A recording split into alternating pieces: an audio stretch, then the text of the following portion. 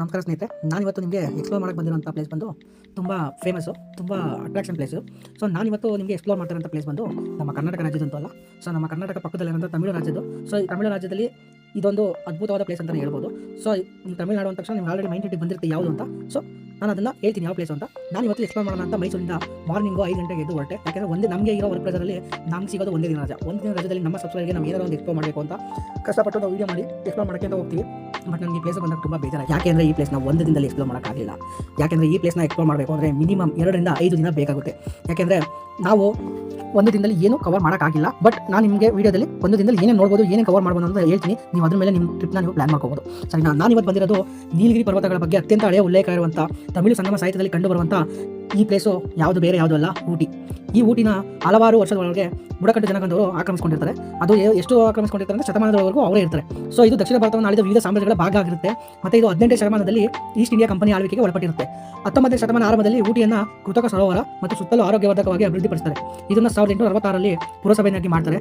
ನಂತರ ಮಡ್ರಾಸ್ ಪ್ರೆಸಿಡೆನ್ಸಿಯನ್ನು ಬೇಸಿಗೆ ರಾಜಧಾನಿಯಾಗಿ ಕಾರ್ಯನಿರ್ವಹಿಸುತ್ತದೆ. ಮತ್ತು ಭಾರತದ ಸ್ವಾತಂತ್ರ್ಯ ನಂತರ ಈ ಪಟ್ಟಣ ತುಂಬ ಜನಪ್ರಿಯವಾಗಿ ಬೆಳೆಯುತ್ತೆ. ಸೊ ಗಿರಿಧಾಮಗಳು ಮತ್ತು ಮನರಂಜನಾ ಪ್ರದೇಶ ಮತ್ತು ಪ್ರವಾಸೋದ್ಯಮ ಮತ್ತು ಕೃಷಿ ಆಧಾರಿತ ಪ್ರದೇಶವಾಗಿ ತುಂಬ ಅಭಿವೃದ್ಧಿಯನ್ನು ಹೊಂದುತ್ತೆ. ಈ ಪ್ರದೇಶ ಬಂದು ಸಮುದ್ರ ಮಟ್ಟದಿಂದ 7,000 ಅಡಿ ಎತ್ತರದಲ್ಲಿದೆ. ಸೊ ಇಲ್ಲಿ ವೆದರ್ ಅಂತೂ ತುಂಬ ಕೂಲ್ ಆ್ಯಂಡ್ ಸಖತ್ತಾಗಿರುತ್ತೆ. ಇದನ್ನು ಫೀಲ್ ಮಾಡಿದ್ರೆ ನಿಮಗೆ ಗೊತ್ತಾಗೋದು ಈ ವೆದರ್ ಹೆಂಗಿರುತ್ತೆ ಅಂತ. ಸೊ ನಾನಿವತ್ತು ಊಟಿಗೆ ಬಂದಿದ್ದೀನಿ. ಊಟಿಲಿ ಏನು ಅಂದರೆ ಮೇಯ್ನಾಗಿ ನಿಮಗೆ ತುಂಬ ಒಂದು ದಿನದಲ್ಲಿ ನೋಡೋಂಥ ಪ್ಲೇಸ್ಗಳು ಅಂತಂದರೆ ಬೊಟಾನಿಕಲ್ ಗಾರ್ಡನ್ ಬರುತ್ತೆ. ಸೊ ನಿಮಗೆ ಬೋಟ್ ಹೌಸ್ ಬರುತ್ತೆ, ಕರ್ನಾಟಕ ಗಾರ್ಡನ್ ಬರುತ್ತೆ, ಆಮೇಲೆ ಪೈಕರ ಫಾಲ್ಸ್ ಬರುತ್ತೆ, ಪೈಕರ ಬೋಟಿಂಗ್ ಹೌಸ್ ಬರುತ್ತೆ, ಮತ್ತು ಡ್ಯಾಮ್ ಬರುತ್ತೆ, ಮತ್ತು ನಿಮಗೆ ವಿವಿಂಗ್ ಪಾಯಿಂಟ್ ಬರುತ್ತೆ, ಸನ್ಸೆಟ್ ವಿವಿಂಗ್ ಪಾಯಿಂಟ್ ಬರುತ್ತೆ ನಿಮಗೆ, ಮತ್ತು ಶೂಟಿಂಗ್ ಸ್ಪಾಟ್ ಬರುತ್ತೆ, ಮತ್ತು ಆಂಧ್ರೇ ಹೋಗ್ತಾ ನಿಮಗೆ ನೀಲಗಿರಿ ಫಾರೆಸ್ಟ್ ಬರುತ್ತೆ. ಸೊ ಇಷ್ಟು ಪ್ಲೇಸ್ನ ಒಂದಿನದಲ್ಲಿ ಕವರ್ ಮಾಡೋಕ್ಕೆ ಯಾವುದೇ ಕಾರಣಕ್ಕಾಗಲ್ಲ. ನೀವು ಮಿನಿಮಮ್ ಅಂದರೆ 2 ರಿಂದ 5 ದಿನ ಪ್ಲಾನ್ ಮಾಡಿ. ಸೊ ಈ ಪ್ಲೇಸ್ಗಳಲ್ಲಿ ನಾನು ಬರಬೇಕಾದ್ರೆ ಬೊಟಾನಿಕಲ್ ಗಾರ್ಡನ್ ನೋಡಿದೆ, ತುಂಬ ಸಖತ್ತಾಗಿತ್ತು. ವೆರೈಟಿ ಆಫ್ ದ ಪ್ಲಾಂಟ್ಸ್ಗಳನ್ನ ತಂದು ಇಲ್ಲಿ ತುಂಬ ಚೆನ್ನಾಗಿ ಬೆಳೆಸಿದ್ದಾರೆ. ಸೊ ಇದನ್ನು ಮಕ್ಕಳುಗಳನ್ನ ಕರ್ಕೊಂಡ್ಬಂದು ಬೇಸಿಗೆ ರಾಜ್ಯದಲ್ಲಿ ಅಥವಾ ಫ್ಯಾಮಿಲಿಗಳು ಬಂದು ಟೈಮ್ ಸ್ಪೆಂಡ್ ಮಾಡಿ ಎಂಜಾಯ್ ಮಾಡಿ ಈ ವೆದರ್ನ ಫೀಲ್ ಮಾಡೋಕ್ಕೆ ತುಂಬ ಒಳ್ಳೆ ಪ್ಲೇಸ್ ಇದು. ಅದಾದಮೇಲೆ ಬೋಟ್ ಹೌಸಲ್ಲಿ ಕಾಡುಗಳ ಮಧ್ಯೆ ನದಿ ಮಧ್ಯೆ ಒಂದು ಒಳ್ಳೆ ಬೋಟಿಂಗ್ ಎಕ್ಸ್ಪೀರಿಯನ್ಸ್ನ ಕೊಡ್ತಾರೆ. ಇದು ಚೆನ್ನಾಗಿದೆ, ತುಂಬ ಅದ್ಭುತವಾಗಿ ಮಾಡಿಫೈ ಮಾಡಿದ್ದಾರೆ. ಸೊ ಇದಾದಮೇಲೆ ನೀವು ನೋಡಲೇಬೇಕಾದಂಥ ಪ್ಲೇಸ್ ಅಂದರೆ ಊಟಿಲಿ ಕರ್ನಾಟಕ ಗಾರ್ಡನ್. ಸೊ ಈಗ ರೀಸೆಂಟಾಗಿ ನಮ್ಮ ಕರ್ನಾಟಕ ಸರ್ಕಾರದವರು ತುಂಬ ಚೆನ್ನಾಗಿ ಡೆವಲಪ್ ಮಾಡಿದ್ದಾರೆ. ಏನಕ್ಕೆ ಅಂತಂದರೆ ಇಲ್ಲಿ ಬಂದು ಹೊಸದಾಗಿ ಮದುವೆ ಆಗ್ತಿರೋರು, ವೆಡ್ಡಿಂಗ್ ಶೂಟ್ ಮಾಡಿಸೋರು, ಸೊ ಫೋಟೋ ಕ್ರೇಜ್ ಇರೋರಿಗೆ ಇದು ತುಂಬ ಇಷ್ಟ ಆಗೋಂಥ ಪ್ಲೇಸ್. ತುಂಬ ಸಕ್ಕತ್ತಾಗಿದೆ. ಇಲ್ಲಿ ಫೋಟೋ ತೆಗಿತಾ ಕಳೆದೋಗ್ಬಿಡ್ತೀರಾ, ಅಷ್ಟು ಚೆನ್ನಾಗಿದೆ. ಮತ್ತು ಕರ್ನಾಟಕ ಗಾರ್ಡನ್ ಇಲ್ಲಿ ಹ್ಯಾಂಗಿಂಗ್ ಬ್ರಿಡ್ಜ್ ಕೂಡ ಇದೆ. ಅದರಿಂದ ನೀವು ಫುಲ್ಲು ಕರ್ನಾಟಕ ಗಾರ್ಡನ್ನ ವ್ಯೂನ ಎಕ್ಸ್ಪೀರಿಯನ್ಸ್ ಮಾಡ್ಬೋದು. ಟೀ ಗಾರ್ಡನ್ ಇದೆ, ಫೋಟೋ ಶೂಟ್ ಮಾಡ್ಬೋದು, ಡ್ರೆಸ್ ಹಾಕೊಂಡು ಊಟಿ ಡ್ರೆಸ್ ಇಂಡಿಕೇಟ್ ಮಾಡೋ ಡ್ರೆಸ್ ಹಾಕೊಂಡು ಫೋಟೋ ಶೂಟ್ ಮಾಡ್ಬೋದು. ಕಪಲ್ಸ್ಗಳಿಗೆ ಇದು ಒಳ್ಳೆ ಪ್ಲೇಸು. ಅದರಲ್ಲೂ ಹೊಸದಾಗಿ ಮದುವೆ ಆಗಿರೋ ಕಪಲ್ಸ್ಗೆ ಅಂತೂ ಏನು ಮಾಡಿದ ಪ್ಲೇಸ್ ಇದು. ನಿಮ್ಗೆ ಆಲ್ರೆಡಿ ಏನಕ್ಕೆ ಅಂತ ಅರ್ಥ ಆಗಿರಬೇಕು. ಸೊ ಬಂದು ಎಕ್ಸ್ಪ್ಲೋರ್ ಮಾಡಿ. ಮತ್ತು ಇಲ್ಲಿ ಬಂದು ಊಟ ಬಂದು ನಮ್ಮ ಕರ್ನಾಟಕದಷ್ಟೇ ಏನು ಚೆನ್ನಾಗಿರಲ್ಲ. ಸೊ ಊಟ ಅವರಿಚ್ಚೆ ನೋಟ ಪರರಿಚ್ಚೆ ನನಗೆ ನಿಮಗೆ ಯಾವ ಊಟ ಇಷ್ಟ ಆಗುತ್ತೆ, ವೆಜ್ ಆರ್ ನಾನ್ ವೆಜ್ ಅಂತ ತಿನ್ಕೊಳ್ಳಿ. ಸೊ ಜಾಸ್ತಿ ಟೈಮ್ ನೀವು ಪ್ಲೇಸ್ನ ಕವರ್ ಮಾಡಬೇಕು ಅಂದರೆ ಒಂದೇ ಪ್ಲೇಸಲ್ಲಿ ಜಾಸ್ತಿ ಟೈಮ್ ವೇಸ್ಟ್ ಮಾಡಬಾರ್ದು.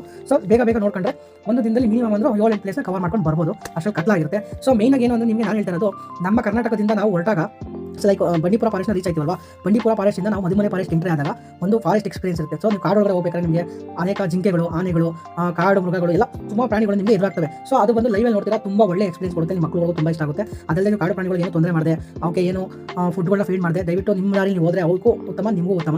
ಸೊ ಇದೇ ಥರ ಇನ್ನೊಂದು ಮೇಯ್ನಾಗಿ ಏನು ಅಂತಂದರೆ ಪ್ಲಾಸ್ಟಿಕ್ನ ಆದಷ್ಟು ಕಡಿಮೆ ಬೆಳೆಸಿ.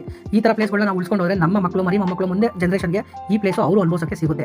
ಮತ್ತು ಇನ್ನೊಂದೇನು ಅಂದರೆ ನೀವು ಇದರಲ್ಲಿ ಮೇಯ್ನಾಗಿ ನೋಡಬೇಕಾಗಿರೋದು ಅಂದರೆ ಟಾಯ್ ಟ್ರೈನ್ ಬಂದು ಮಿನಿಮಮ್ 1 ರಿಂದ 3 ತಿಂಗಳು ಒಳಗಡೆ ಬುಕಿಂಗ್ ಮಾಡ್ಕೋಬೇಕಂತೆ. ಸೊ ನಾನು ಅದನ್ನು ಎಕ್ಸ್ಪ್ಲೋರ್ ಮಾಡೋಕ್ಕಾಗಿಲ್ಲ. ನೆಕ್ಸ್ಟ್ ಟೈಮ್ ವಿಸಿಟ್ ಮಾಡಿದಾಗ ಖಂಡಿತ ನಿಮಗೆ ಅದ್ರ ಬಗ್ಗೆ ಎಕ್ಸ್ಪ್ಲೋರ್ ಮಾಡ್ತೀನಿ.